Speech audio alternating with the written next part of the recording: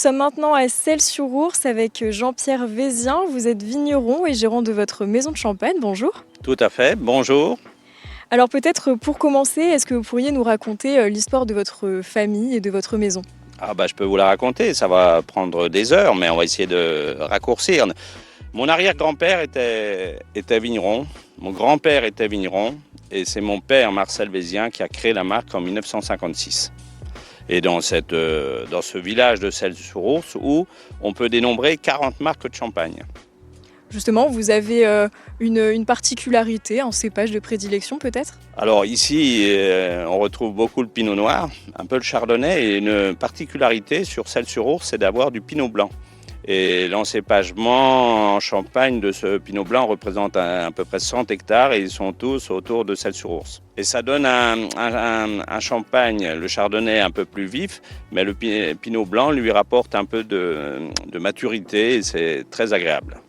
Et alors surtout, votre maison propose des expériences œnotouristiques et notamment une nouveauté, c'est un escape game. Est-ce que vous pouvez nous expliquer un petit peu en quoi consiste cette expérience ? Ah oui. Donc alors c'est vrai qu'on avait le souhait de faire visiter un peu nos caves d'une façon différente, de sortir de la visite de cave très traditionnelle. Donc on a imaginé de faire une escape game et on l'a fait nous-mêmes. C'est-à-dire que c'est Audrey qui est passée dans notre maison, une collaboratrice, et qu'on a monté ça nous-mêmes.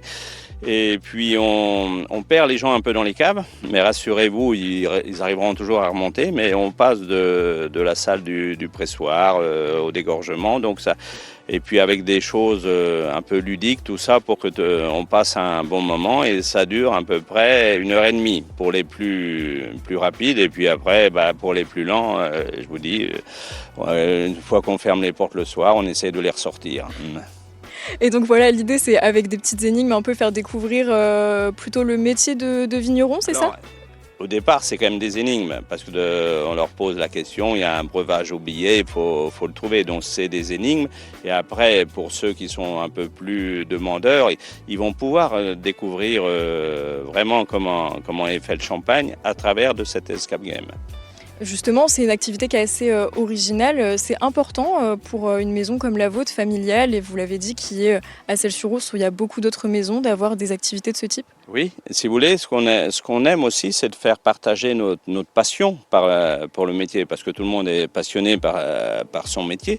Donc, de faire rentrer les gens dans nos caves et puis faire un peu de décorum parce que on aime le faire et on aime faire plaisir à tous nos visiteurs qui vont venir découvrir cette ambiance. Oui, puis c'est un petit peu en parallèle de ce que vous faites, ça demande un peu du travail aussi pour vous, c'est une organisation j'imagine ? Oui, c'est quand même un peu de travail et ce qu'il faut faire, faut pas que ça gêne aussi l'activité qui a lieu tous les mois. Donc il faut trouver le juste milieu pour que les gens puissent faire cette expérience et sans déranger l'activité qui se passe.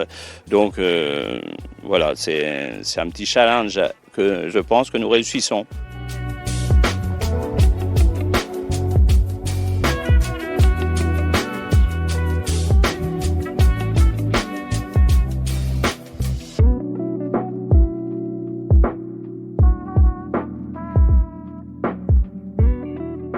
Et alors en dehors de cet escape game, vous proposez aussi des échappées. Est-ce que vous pouvez nous expliquer un petit peu en quoi ça consiste ? Alors les échappées, alors là, c'est pas forcément sur la cave tout le temps. C'est une fois par mois, à partir de mars au printemps jusqu'à fin octobre, une fois par mois, de faire une immersion dans le métier de vigneron. C'est-à-dire que le matin, on peut être sur un travail de la vigne, comme là, aujourd'hui, c'est le palissage. Au mois de mars, bien sûr, c'est la taille. Il y a le moment de la mise en bouteille, il y a le moment du dégorgement, il y a le moment de la plantation. Et sur ces journées-là, un peu d'immersion le matin, un pique-nique, un déjeuner dans un restaurant partenaire, et l'après-midi, quelque chose d'un peu plus ludique. Alors, on a des vélos qui ne sont pas électriques. Soit on peut faire une balade en vélo, soit on peut faire une randonnée pédestre, Soit pour cet été, l'été, on pourra peut-être faire un tour en mobilette. On peut faire du yoga. Et puis après, ça se termine par une dégustation. Voilà, donc c'est une vraie épopée, c'est pendant une demi-journée, une journée, c'est ça? On peut faire sur une demi-journée ou sur une journée. Parce que suivant pour les groupes, tout ça. Et dans mes souvenirs, qui sont pas très lointains, j'ai un film que j'affectionne beaucoup, c'est Le sens de la fête, parce que le champagne, c'est aussi le sens de la fête. Et il y a l'acteur principal qui dit toujours « on s'adapte ». Donc on s'adapte à la demande des gens pour justement, s'ils ont du temps, pas beaucoup de temps, voilà. Et c'est ce qui nous plaît, de faire découvrir notre métier par une façon un peu originale.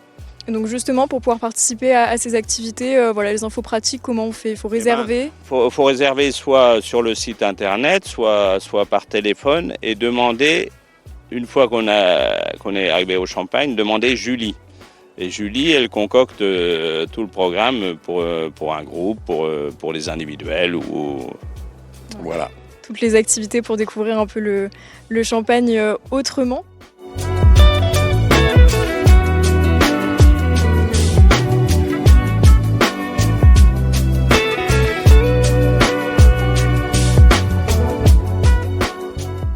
Je crois que votre maison, cette année, a été inscrite dans le guide des vins Hachette, il me semble, c'est ça? Depuis régulièrement, on est toujours inscrit dans les vins du guide Hachette. On fait quelques concours de temps en temps qui nous a valu aussi l'année dernière. Alors 2024, c'est pas 2025, mais on a eu quand même Vinali Grand Or sur une de nos cuvées, Vinali Or sur une autre cuvée, donc ça fait toujours plaisir d'être reconnu, soit sur des guides ou soit sur des concours de vin. Mais justement, qu'est-ce que ça change? Qu'est-ce que ça apporte finalement pour vous? Je pense que ça apporte une notoriété, ça conforte le consommateur, et puis on est quelque part reconnu et ça fait toujours plaisir. Et puis peut-être pour finir, un petit mot sur le Saultebouchon, dont vous êtes le grand maître, il me semble. Disons qu'on a déjà commencé notre anniversaire depuis le mois de février, puisque ça fait 50 ans que le Saultebouchon a été créé, un certain 2 février 1975. Et puis on a créé un recueil, un livre, enfin c'est un livre parce qu'il y a 190 pages de tous ces souvenirs sur les 50 ans d'existence. Et puis on a fêté ça dignement à Troyes.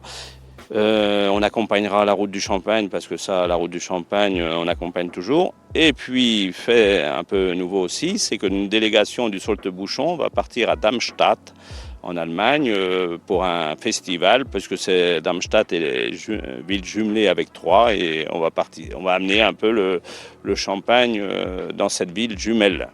Voilà, donc pas mal de festivités pour cet été autour du Champagne et toute l'année d'ailleurs. Oui. Merci beaucoup. Et de notre côté, on va se retrouver à Brienne-le-Château, au musée Napoléon, dans cette prochaine partie.